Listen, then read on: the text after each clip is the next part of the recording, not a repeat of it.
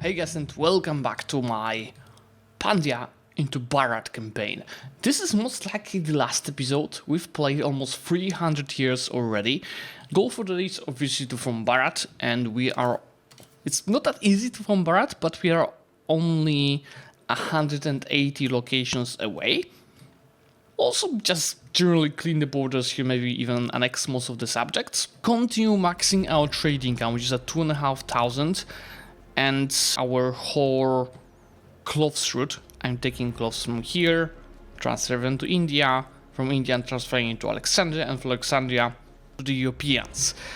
On the way, I might conquer some stuff. I don't think I will. I'm just gonna keep whatever I have, unite India to have cleaner borders and overall scale. I'm really looking forward to the next age, so I can actually get more proximity bonuses, because you see the proximity is doing pretty well, but we can do it even better. And we might even think about finally going towards centralization, especially that Samantas and Maha Samantas, so the Indian subject types, they don't take you towards decentralization, just fiefdoms do. We have to get rid of all of the fiefdoms. And since we talk about our subjects, you see that Samantas are not having any modifiers for being too strong. Same for Maha Samantas. I only have 1, 2, 3, 4 Maha Samantas. Fiefdoms are a problem. I have too many of fiefdoms. I should actually update plenty of Samantas to Maha Samantas, so I can release some new subjects up north. I still keep everyone loyal. So let me go to actions. Subject actions, upgrade to Maha Samantas, update this boy, and update this boy. I'll do one more. You might notice my UI changed a bit. That's because I'm trying out a new mod. Remember, one of my main feedbacks about the UI graphics is there's too much brown in it. I'm not a fan of the brown color. That mod is fixing this. And as usual, whenever I annex a new subject, that one is here because the proximity map is not updated. I'm checking the raw materials it had. Like, for example, you had iron, obviously a city builder, updated, so I produce more and make sure that I follow it up with a buy-lift to have more control. And same, see, silver mine having a goddamn city, updated, and make sure to build a buy-lift. Of course, I'll not make as much as my subject was doing here because of the control that is gonna drop, but once I get the bonuses to proximity today, it should be better. In the meantime, just unlocked an advance for the subject's income, so I'm earning 1.7 thousand, which is pretty much as much as I'm spending on the diplomacy. Since each of my close family members can have 4 spouses at the same time, I really even had 5 because one of them died. There's plenty of children coming in, so I can always find some of good stats. Like, for example, this guy, maybe he's not getting the highest stats, but he is gifted, so he gets 0.75 ability increase during education, which is great. He should get pretty good stats. But my point is, look, my dynasty size is already 259 living members, 377 overall. So, each of the generals, each of the admirals, they are from the crown, and even a few, even 2 cabinet members are from the crown, because obviously their stats are more important. And that's why I'm keeping okay crown power, even though I'm still playing with plenty of privileges. Should I take something from the tribes? Instability investment cost. Sure, that should be some money. Terrans of heathens, please. They have 0 of power, so these privileges are pretty much coming in for free. Monthly prosperity takes you towards decentralization, but anyway, I'm decentralized now. How's our prosperity actually overall? Well, we're at the high actual levels. Let's get it higher with that privilege. I know we have so many people in our country that actual natural growth without any expansion is 21,000 people a month. This number is more or less 250,000 new pops I'm getting every single year. Oh, official heir right now, who is an idiot, like literally. I just turned 16. Again, this, the favored son succession is taking the best skilled son. So that other one that is gifted, he's not yet on this great stats. Since Timur still own some locations in India, not many, but all this, and I'm not plucking many from India, let me go ahead and attack them yet again, especially if that speeds up the integration process. Oh, since I released some subjects, I actually am a bit more far away from India, am I not? Yeah, slightly, but you know, in the meantime, an excellent subject, so it's anyway, I'm gonna get faster cores on this location since I released the subjects. I already realized now that Timurs were surprisingly allied to Mamluks, and Yemen as well, also my enemies, which is I guess fine. Just need to start getting the ticking war score from over here. In Egypt, I'm not even gonna bother to siege them. Well, I guess let's do that. You focus siege. Just have fun here. The other stack. You hand armies. You have some fun. Just automation's not gonna rush in the force. Same here, just automations can handle that. Wait a second. Some Kaddan rebels called in Delhi into the war. And I can't even separate peace Delhi. I think they're supposed to change how it works in 1.1, but I don't have high hopes. Besides the locations I need for India, I'm gonna take a bit of like just cool borders with the Timurids. I think it shouldn't cause any bigger size of a coalition. So I've improved with Hormuz as much as I could. They don't like it still. But besides Hormuz, it should be fine. I should improve this guy separately as well. And in locations outside of India, that's where I'm gonna release some new Samantas. With missiles here, I remember that in like, probably not in this campaign because I'm gonna end before 1700, but around 1700 is gonna be a second wave of the bubonic plague. We should make sure that I have all of the disease resistance buildings done. Let's see, hospitals are lacking. The rectors are lacking. What kind of demand they create? It's actually worth to build them. How about hospitals? Tools is tricky because I don't have iron, so let's build a little bit of them, but not too many. And since I'm doing that, let's take a look on what goods I'm having lots of demand, which is actually weaponry. I don't think jewelry is gonna be worth it. Yeah, I don't really have much gold, but firearms for sure. We didn't even lock it yet. What the hell?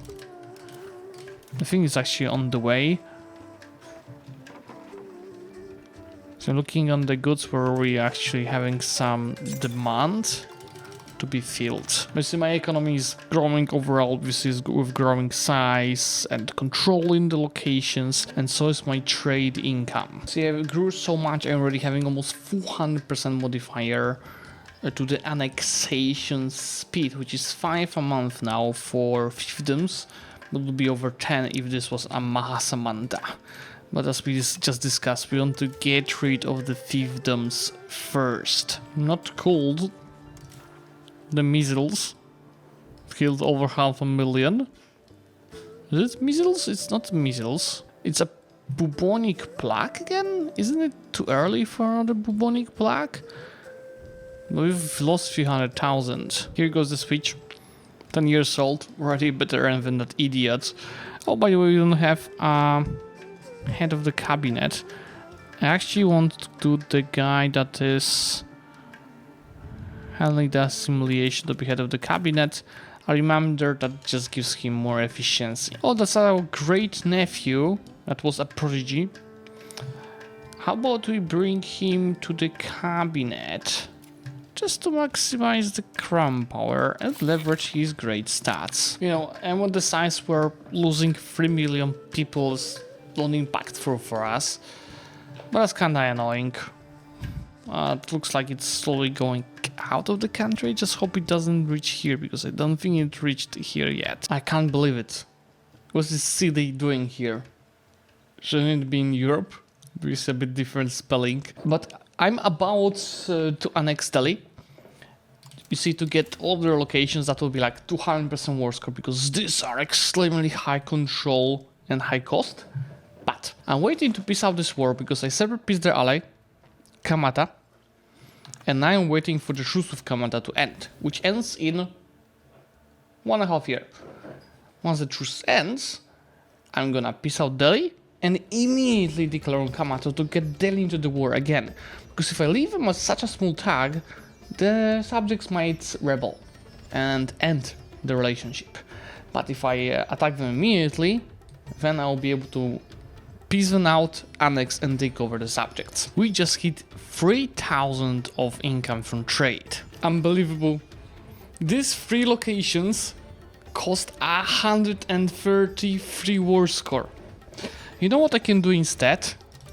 White peace them and pray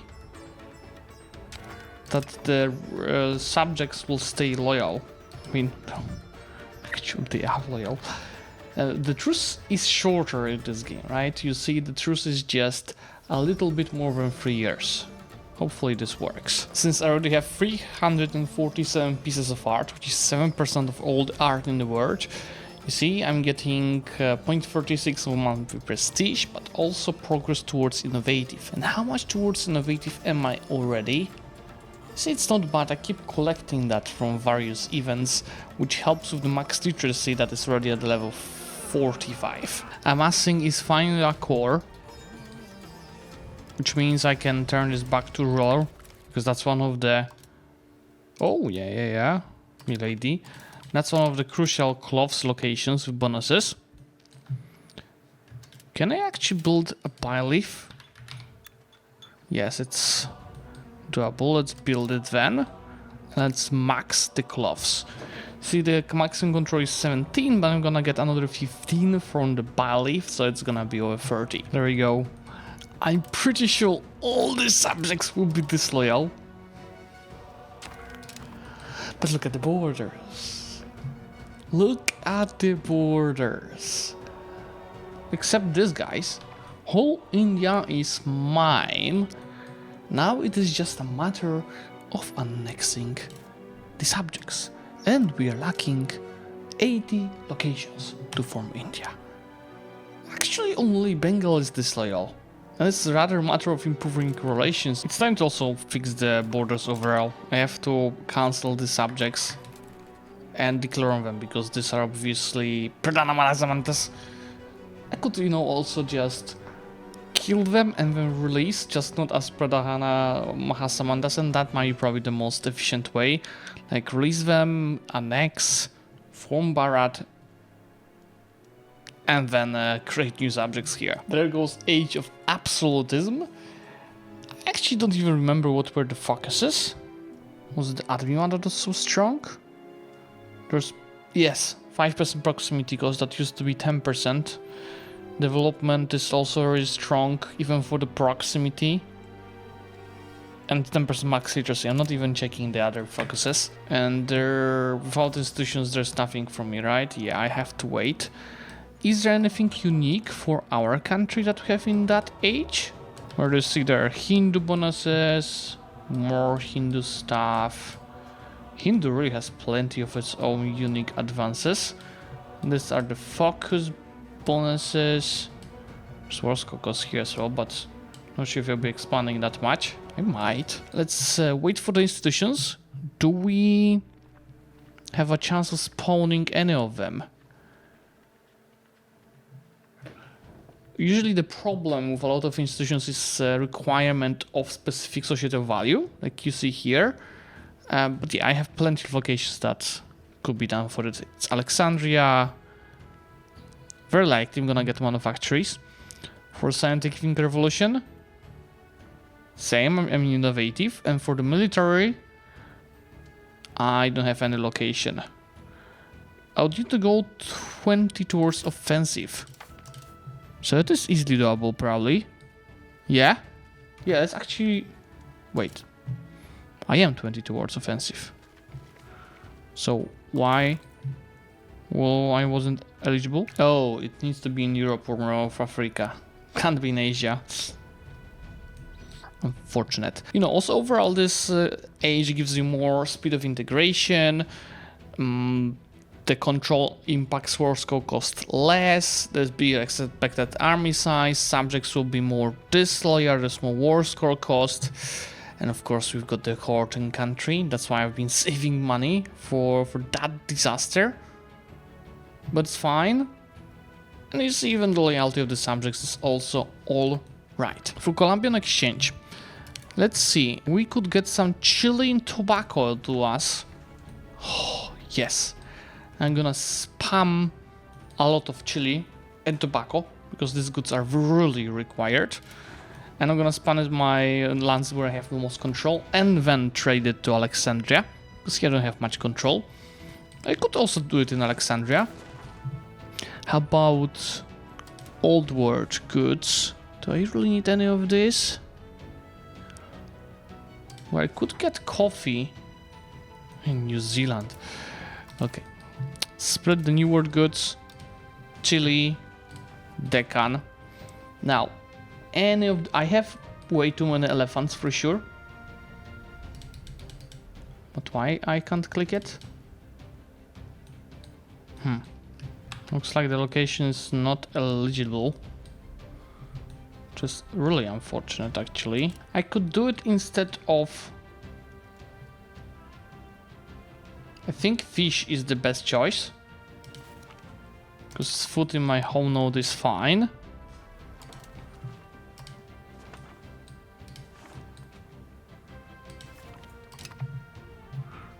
Sorry fish, we need chili. And the other new world goods, so tobacco. How about we do it up north instead? Okay, great. Now all these locations, it's easier gonna be just go to goods, RGO. Yeah, so by default they will be here, but I can just do this. Chili, chili, chili, chili. And then tobacco. Tobacco, tobacco, tobacco. Looks like one of the locations, Carvar here, is a city. Let's make it a rural location instead. But this is not gonna be of use. And get this built. And same, all these are actually cities. But look how many levels I can get anyway. So for now let's not change it, because city gives me more control. But once I hit these max levels, I might consider switching this into rural locations, at least some of them. Military revolution isn't the only province that was showing us as eligible, so it's in Castile and Burgos. Micnas in Morocco is scientific revolution, and we're waiting for the third one. At least we've got one of them, so manufacturers. But interesting part is Mahala is here in Alexandria. And look at this, guys. This Chile location, 175 base tax. This is more than the cap. It's on the level of my capital city already. 88, 48, 64. And how was the demand of the... Is it being exported? Yeah, you see I'm exporting it to all of our Indian markets to just fill the demand. But yeah, I'll be soon hitting the maximum levels, yeah, like here. 14? No, 25 levels we've got to be filled. But we'll just do it massively once we hit the maximums. But that's, yeah, that's visible on the base tax skyrocketing. We need to produce more to then export to Alexandria and then to Europe. And even, you know, the internal trade also making a lot of money. So, you know, with this Chile trades and everything else, I'm already at 3.6 thousand of income from trade, which is my highest source of income. And we are so big already that annexing Amajas Manta, which is a base speed of integration twice faster as Feudon and Vassal, is it is 10 progress a month. Let's try it out. If I go to the market of Callao, trades, we find trades with... yeah, see all the trades that are most profitable. So let's cancel the least profitable trades.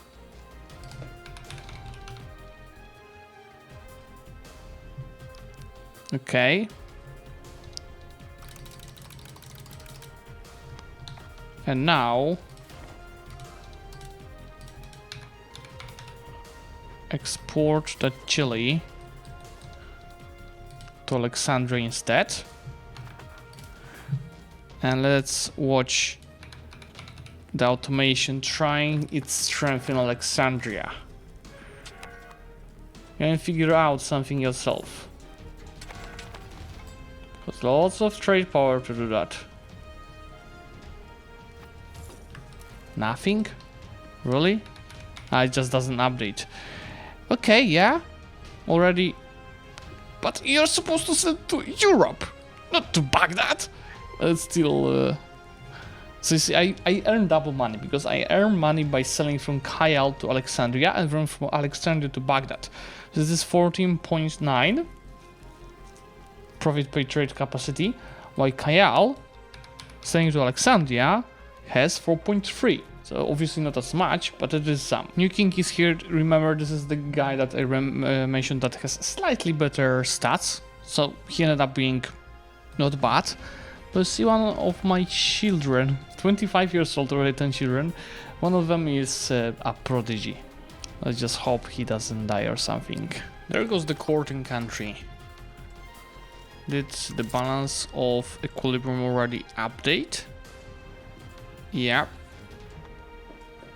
Obviously, courting country used to give you minus 25, now it's just minus 10, so it's peanuts. So I'm not worried about this impacting my economy. It will drop a little bit here, but you know why? Usually I was going towards liberalism because it was much easier to gain. I would like to take a try at going towards absolutism. So use this option, that's minus 50 stability. That's also additional minus 15 of state satisfaction and equilibrium.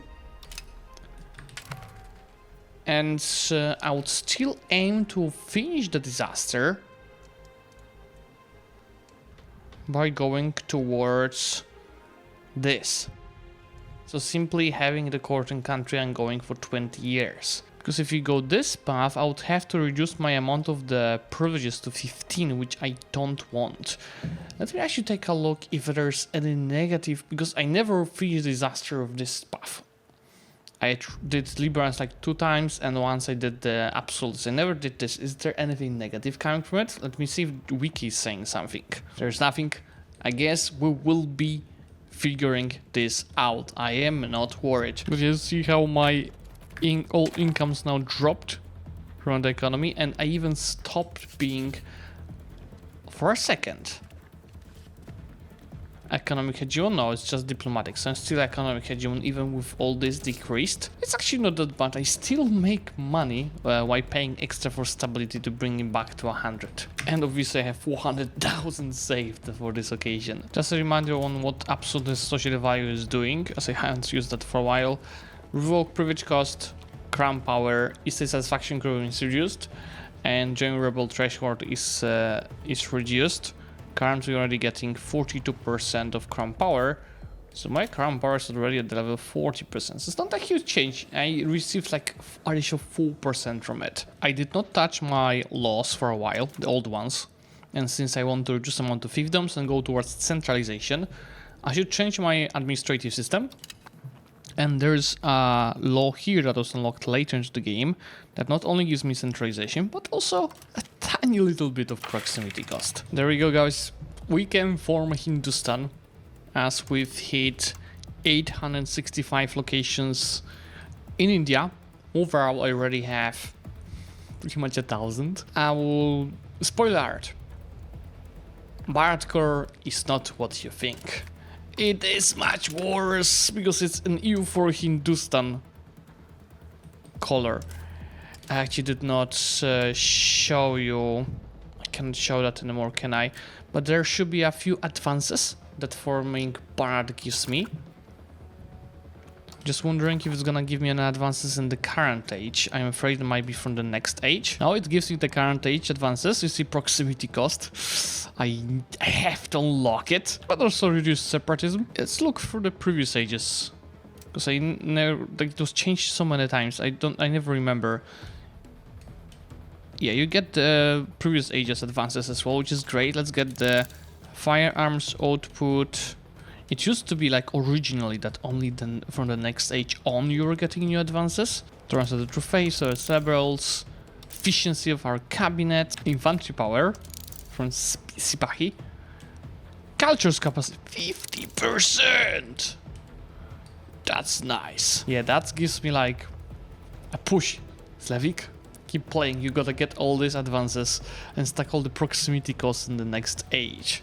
In this age. In the meantime, we've hit 15,000 of base tax and 4,500 of trade income. You know, now that I conquered most of India, I can finally start using the religious war casus belli on the other religions. So I might not end at uniting India, right? I might just unite India, even annex all the subjects.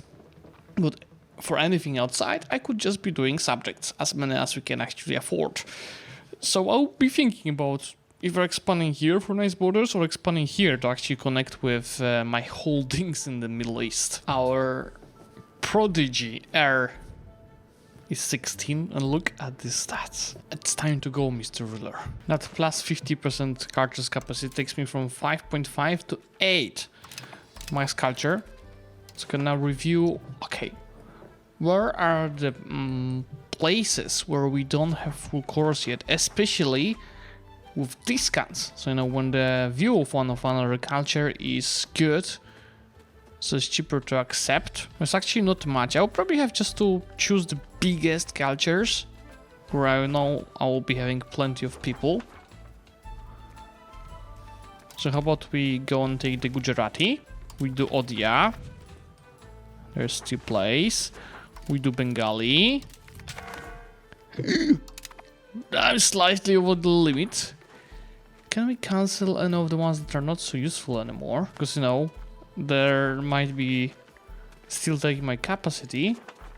There's barely any of them. Just like these ones. Malawi is useless. Let's cancel them. Yeah, Malayali is just 0.38% of my population. And then I'm also thwarting Tulua.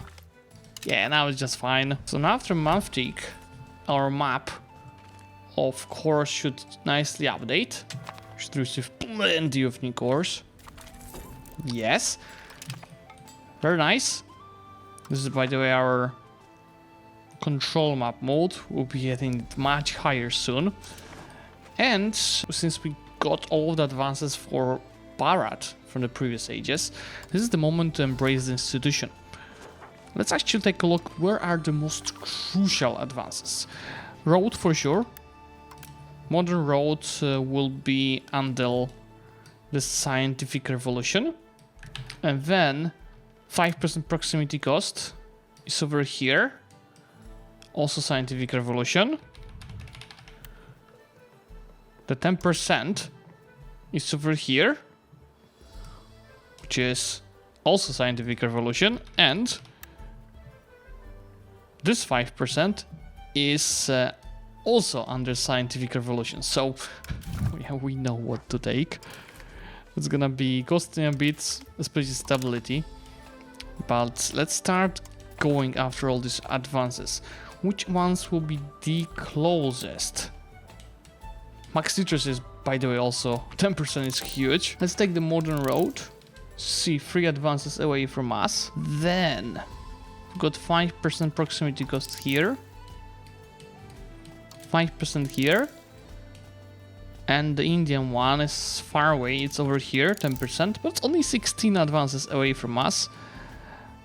On the way of doing all that, speed of integration is great. There's integrate area as well somewhere.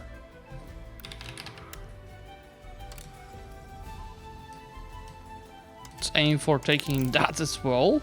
And I've seen 100% iron output and 10% paper output.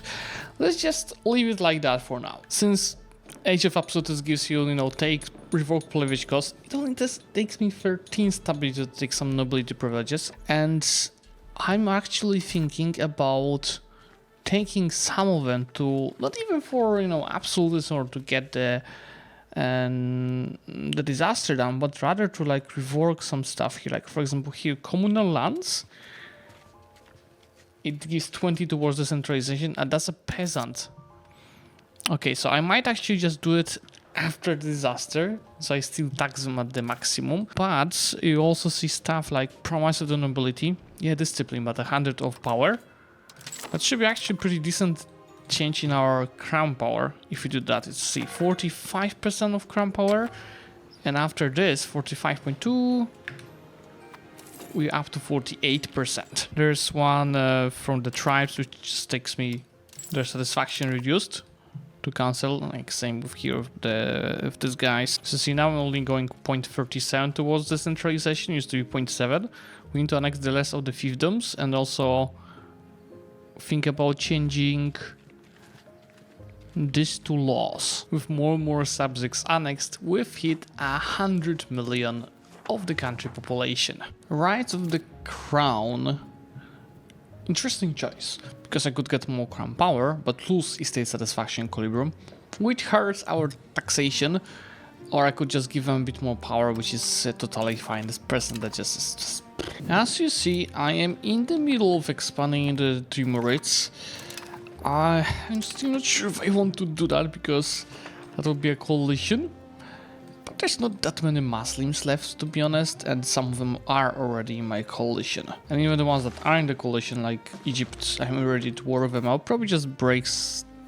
They have one ally, but they'll be out of the coalition after this war. In the meantime, we unlocked the new roads. I'm not touching this yet. I'm just allowing my burghers to build the roads for now, because before I decide where to build it, it's extremely complicated when you are a naval-based nation. You know, to go from the river, or go from the sea, go directly. I want to puke just thinking about it.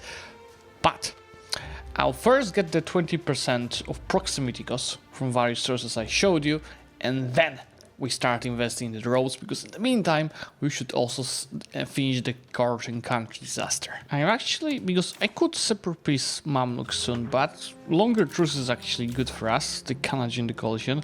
Look, taking all of the strengths of the Timurids, it's just 49 war scores. I could take so much more, but I don't think I want to. I could take the Inuits. You see, this will be more expensive because they are secondary participant in this war. Oh, that amount of the antagonist is gonna surely hurt. That's actually fine. This is how it looks like with the first 5% proximity cost. Just even that far away, I'm having 40 proximity, losing just 2.8 between the sea locations, whereas 15% more incoming. I mean, guys, this is just perfect expansion. I'm still not sure I want to expand that much. But how much war score cost I have stacked already? Look, modifiers, war score cost 38%. These porters are actually pretty good. We gotta fix it with Ormus right now, and maybe even push farther to connect with these terrains. But yeah, that's also a lot of anchored lands. I will release a few subjects around here. We just hit 20,000 base tax with all this expansion and improvement of the proximity. See, the roads are being created. Yeah, I'm having fun. I actually don't want to finish this campaign, but that episode is getting long already. Does it mean I have to record another video? There goes the end of the courting country. I just had to wait 20 years. I still got to the maximum absolutists. We are at 100, so we're getting all the great bonuses coming from it. And I'm still having the Eastern provinces, so I'm still earning money on them. And about that, yeah, the taxation should update, so the income is at a nice level. Obviously, I'm paying a bit for the court now, but that's temporary until I hit 100 to full legitimacy. So, it's time to cancel that privilege that I was mentioning to you that gives 0.20 progress towards decentralization. Now, if you see the values, you see you're only going 0.12 a month towards decentralization. I can fully annex Hormuz. Is there... Guess I should take these guys as well. Should be able to separate peace them. I think they were part of the coalition. Yeah, thanks to this kind of joiners, I can face the borders. Yeah, let's fully annex Hormuz. It's 88 war score that is gonna cost me. Look at these borders. Yet again, I will release a few subjects. I'll have to start playing around with them again, so let me update a few Samantas to Maha Samantas, if I can. Oh, I can't yet. So let's just release 3-4 Samantas. Let's see. Next 5% proximity cost is being unlocked. This is the updated map now. How is it towards here?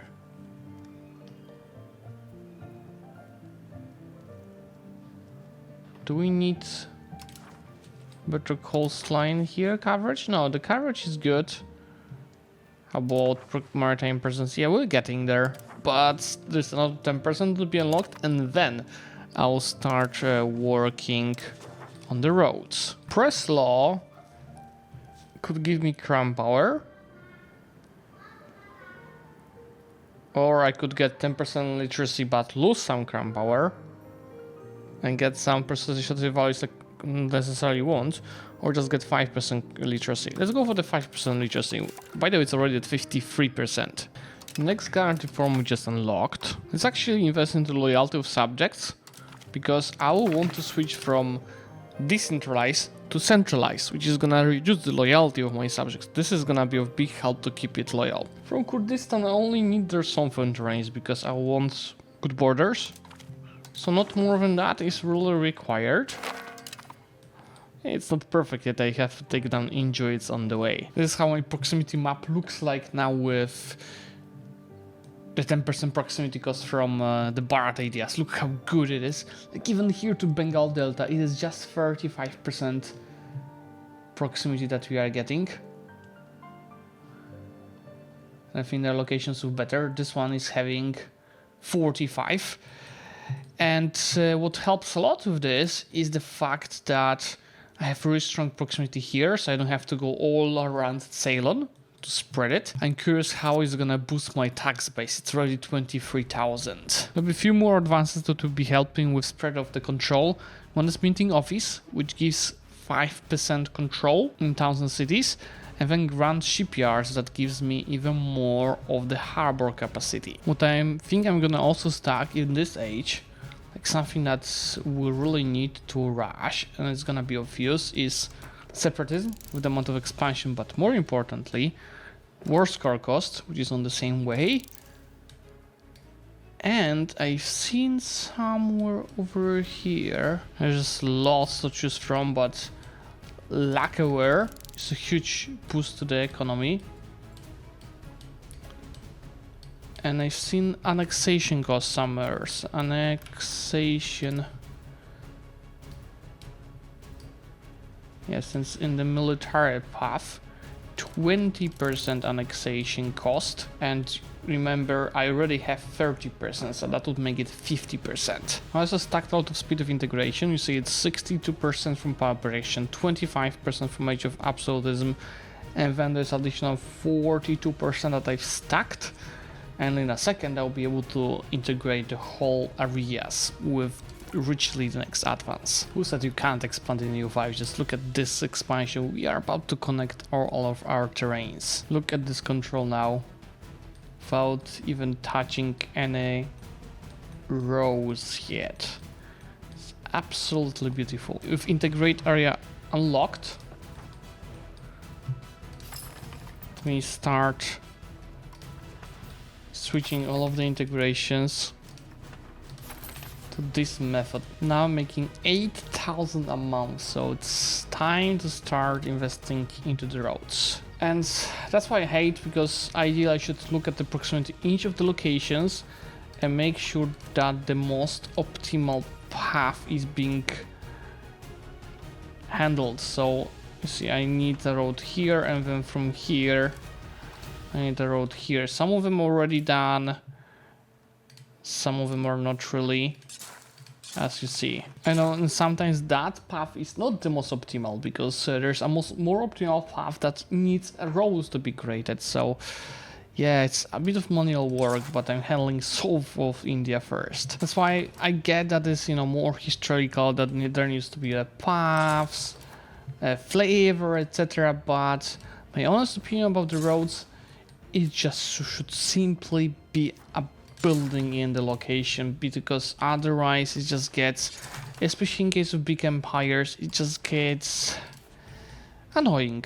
Like, there's too much micro required for that. I know, I just spent like what, 8 minutes, maybe even 10 minutes to build 100 of roads just around the southern part of the empire. With that 100% iron output, I think we should be able to boost the economy even further.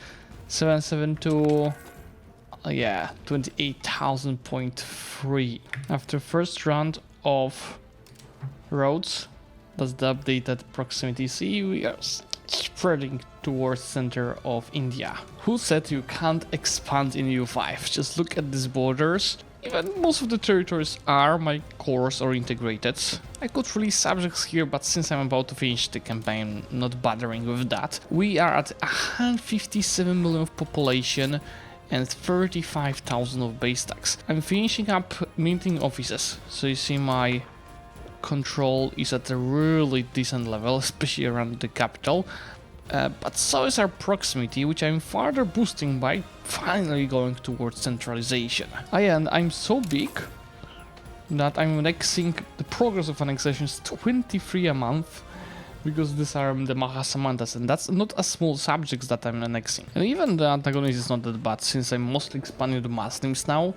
So see, nobody outside of Muslims really cares. I fixed the name placement a bit by annexing one of the subjects, but it's still not perfect. It should be like that all over the place. I also just unlocked the war score cost. So it is at minus 50%. I could probably expand like crazy now, but I achieved all my goals and beyond. I'm really curious though how much I can boost, at least temporarily, my base tax with the lacquerware. Everyone in the world needs it. Especially myself. Let's just build it with shift, spend all the money on lacquerware. Anyway, this is where I'm gonna finish. The perfect borders, or the name placement could be better. 38,000 of base tax, 30,000 of income, almost 9,000 from trade. Looking really good. Let me show you as many map modes as possible, as you guys, I know you guys love it. This is the religions. This is our main culture. This is the proximity. Nice, isn't it? Even nicer is the control. I love it. These are the markets. Literacy. The antagonism. These are the roads and location ranks. Up north, at one point I just stopped micromanaging and downgrading cities into ruler, but that's what I see is where I really cared about it. Should also upgrade all the towns to cities. But yeah, thanks for watching, guys. I hope you guys like this kind of long campaigns, and let's get ready for the 1.1 patch that should be coming soon. Make sure to subscribe to get notified about this series. Bye.